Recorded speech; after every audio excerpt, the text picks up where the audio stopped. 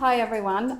It's so lovely to be here, and I want to echo both Rosie and Amy's comments about just feeling honoured. And I didn't think that I would cry so much when I came here today, so Jan and Grace and everyone in the room. But it's just a joy to be here for lots of different reasons for me. So the Workforce Capability Framework was a real journey. It was a massive partnership, significant partnership with WorkUp, and I really just want to thank them for having me on board, the journey. I really wanted to just talk a little bit about what we wanted to try to do, to see if that's what we did, but also I think to paint the picture that this is the beginning of the journey around the Workforce Capability Framework. It's foundational.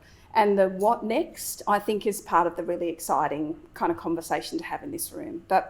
So I wanted to just kind of underpin, I'm looking at time, when we were talking about developing the Workforce Capability Framework, we were really open, we needed to be and wanted to be really open into what it would be.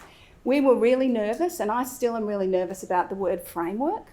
I'm not sure how any of you think about the word framework, but it physically makes me want to hurl sometimes. It makes me want to roll my eyes back in my head, because there's about 55,000 of them. There's frameworks and standards, and there's all models, and there's all kinds. And so what we were trying to get at with this is that we want this to be practical. It's no point if it's not practical. I wanted, as a practitioner, as a manager of a service, to pick it up, and it helped me. I wanted it to save me time. It could be thinking time, not necessarily doing time, thinking time and doing time, but it needed to be practical. So we were nervous about, don't want to call it a framework, but it is that. But it's important to understand that it's a tool. That's the purpose. I think in terms of the development process, one of the reasons I hope that it's ended up the way that it's ended up is that in the development process, the approach was around a curious lens. So it was very much about understanding, one, what good looks like, which is what Nikki talked about earlier, but also, how do we know what good looks like? What is the nature of the work? And then working back around what that means for the skills and capabilities that people have to have. So rather than starting with the technical skills, what's the work and what does that mean to work back? We would ask questions like, think about the superstar in your organisation. What do they do that's so great? And quite often the answer was not technical skills, it was approach. It was the way they were, it was who they were, it was how they turned up. So what we tried to do was centre the capability framework on that kind of thinking. So curiosity. The other thing I think is around, going back again to kind of foundational, but thinking about the story being iterative. It was always in our mind that every conversation built the story, built the picture.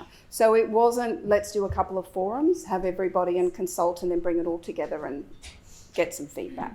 It was every conversation, no matter how big or small, kept building on the one before.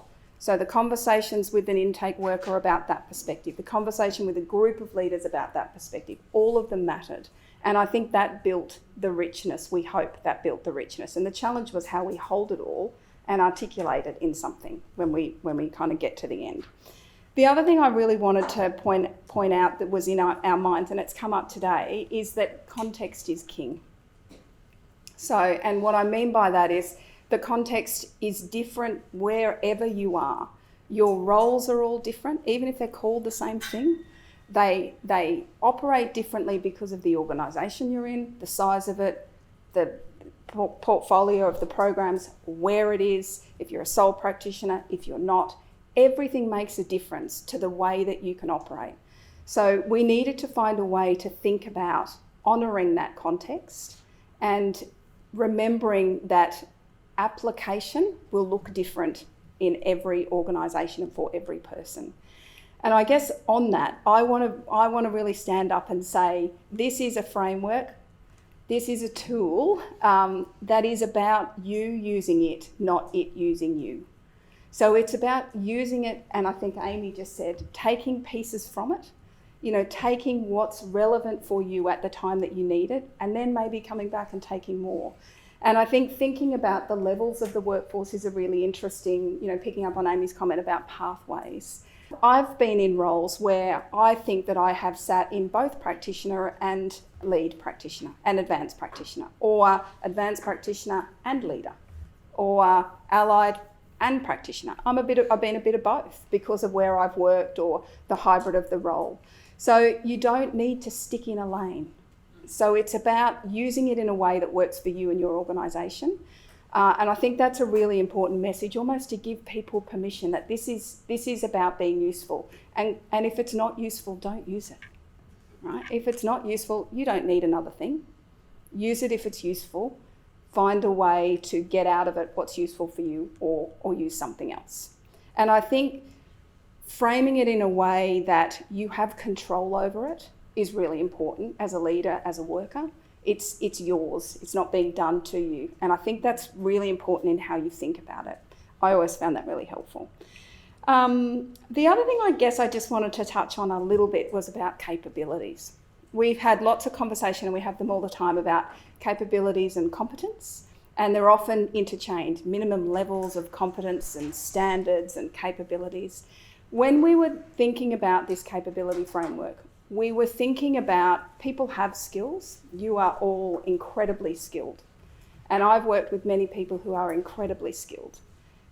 I've also worked with people who are unable to use those skills in particular environments because of lots of things. It's not the right fit for them, it's not the right role for them, it's not the right manager working with them, it's not the right team. So they were really competent, but they, in that environment, were not capable. They couldn't perform the role. So the idea of thinking about capabilities is beyond competence. It's about having the skills, but it's actually more about using them. So that notion about why it's thinking about knowledge and behaviour is about that, is about seeing how the skills are applied. And I think that that's really important to move us away from this kind of yardstick of minimum level of competency, or is someone competent or not competent? Because I think someone can be competent and not be able to demonstrate that because of all kinds of variables that they might not have control over. So it's an interesting way to think about it, I think, as a manager and as a leader. So they're all the little, I guess, kind of almost breadcrumbs, I suppose, in many ways, that were littered, along the journey. I wanted to touch a little bit on self-care, and I wanted to, obviously, Domain 5 is very much about self-care and showing up and how you do that. But I want to also just share with you, in the process of talking with, it felt like, everybody that existed in Queensland at the time, in terms of this conversation, I cannot tell you how the level of emphasis on what's turned out to be Domain 5, so turning up, who you are, reflective, I cannot tell you how prominent that was. So at one point when we were looking at the domains, we were looking at that actually being embedded, went across, it was in the middle and it was embedded across all of them, because it doesn't really sit by itself. It actually is the way you do all of the work. So I wanted to just emphasise, I suppose, particularly for managers and leaders, that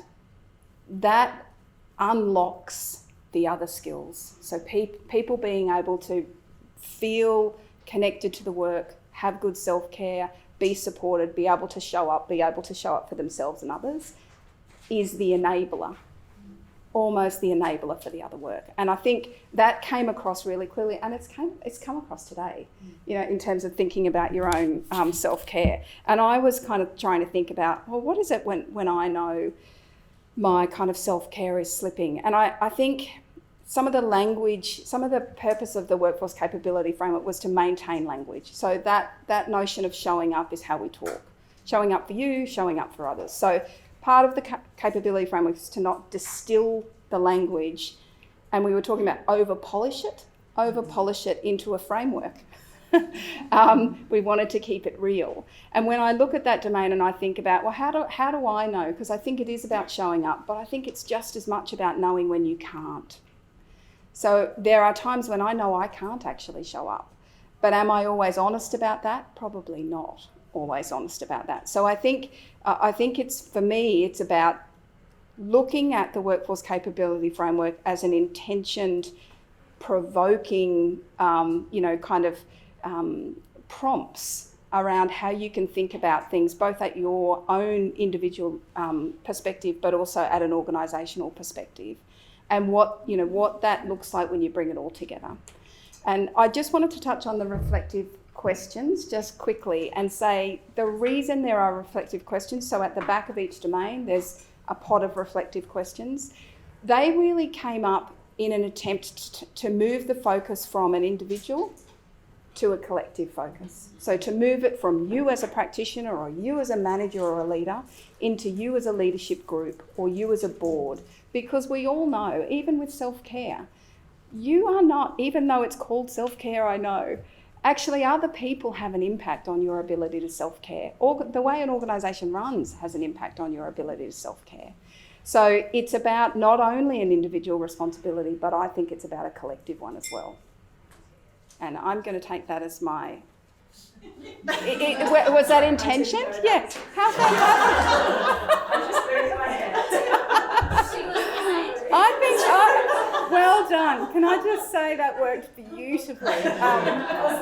On that fantastic note, thank you very much for having me. I can't wait for the conversation this afternoon.